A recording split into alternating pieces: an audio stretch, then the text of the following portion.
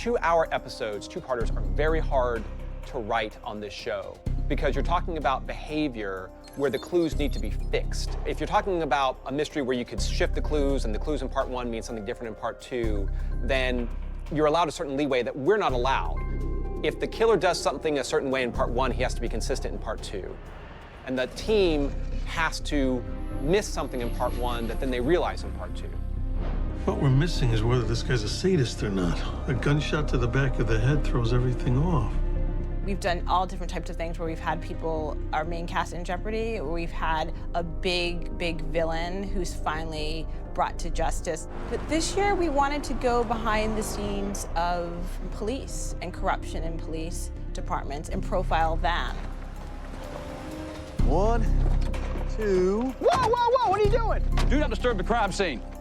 And that felt like, oh, now we're in the world of 2 hours. You could tell a certain story going in one direction for part 1, which is that you think that this preacher is the unsung.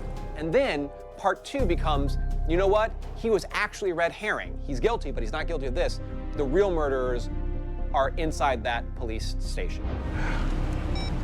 What? I got the guy who did it. Good boy. Is it one of them? Yeah. I haven't got the gun to use to kill him. All right, where can we meet?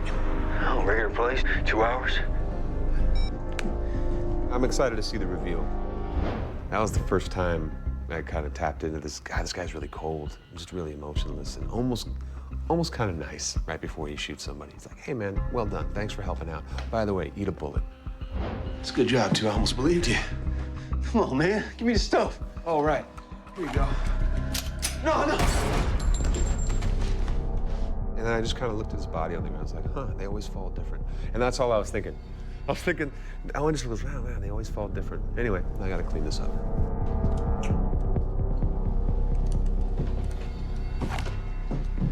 None of that probably is gonna translate, but that's what was going through my mind. Shut up.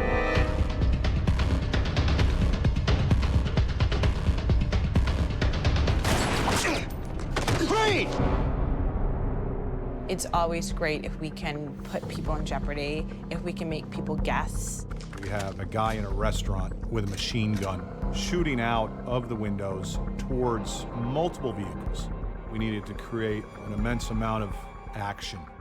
We tried to waste as much glass, headlights, front ends, and create much damage to these vehicles as possible so that we can tie your main characters into the action.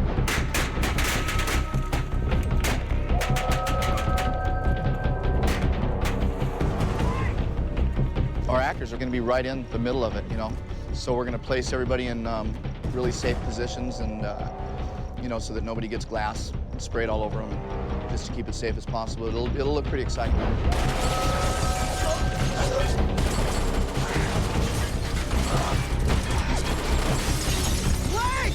I think when you get to the end of 23 of Angels, you're going to feel like everyone is in peril, and it could go absolutely any way.